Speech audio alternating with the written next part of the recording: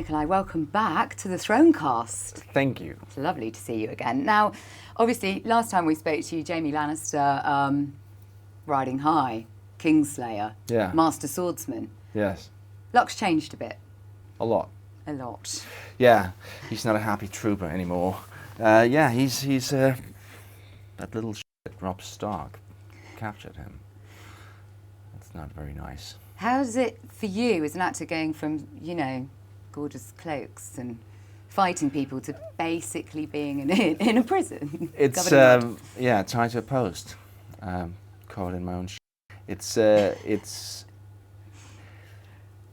been great actually, and it's also great to do scenes where you only have your words, and what I like about Jaime is that if I was in his shoes, I would be like, please let me go, please.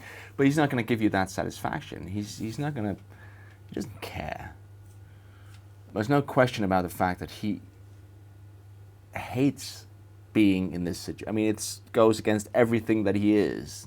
Not being able to, he's always been able to fight his way out of situations, but now he can't do anything, but he can still talk. Yeah, it feels like when once he's had his sword taken away, it's it's almost like part of his soul. It is, yeah. Disappeared. That's his identity. But, he's a soldier. But he's not gonna, I can't give anything away, but... hints. He's still the same. He doesn't change that much. But of course, his circumstances are very different. Very different. And you were saying actually about how he's still got his voice, yes. And he seems to be building, or will seem to be building, quite a relationship with Catelyn Stark. Yes. Yeah. No.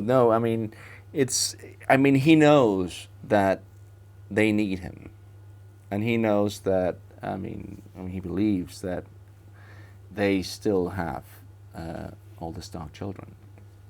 So he knows that for her, being a mother, her best bet would be to make some kind of swap with him. And I also think that's why he's being so, in a way, cocky, I guess is the word. Yeah. And also, I think it's like, he knows that if they're going to kill him, they would have killed him already. The only reason for them to keep him alive is to be able to use him. You don't think that potential any romance with the widow? Well, he's offered his services. He did that at the end of the season. She didn't take too kindly to that. Only eyes for his sister, I suppose, really. Well, yeah.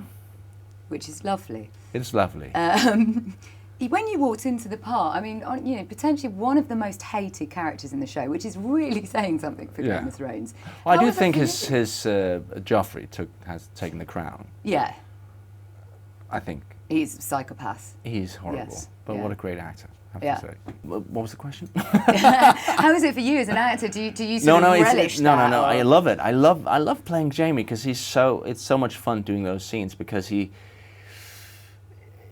kind of always surprises, and he surprises me anyway. And when I read the scripts, I go, oh, this is so much fun to do because, I wish I had the balls to be more like that. But, you meet people like that, they're so annoying. But the fact that he will not allow you to get away with insulting him.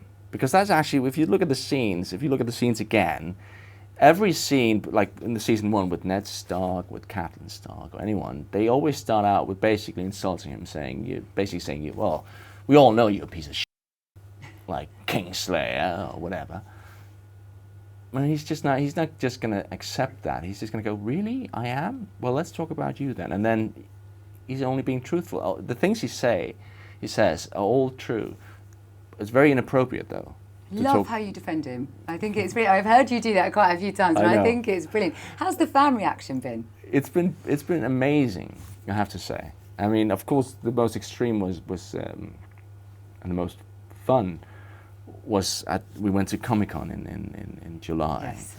and had a big panel where we met, I think, 6,000 fans, and it was just an amazing experience because there was pure passion for the show and excitement, and to have that just right in front of you was like, to be Mick Jagger for just a second was brilliant. Finally, is there, without giving anything away, is there one scene that was your favourite from Series 2 that we can look forward to? Episode 7.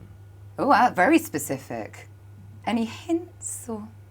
It's just my favourite. I think it's probably my favourite scene of all time. All time? Anything you've ever acted? Yeah. Wow, okay, episode 7. Thank you so much for coming back to the Thronecast.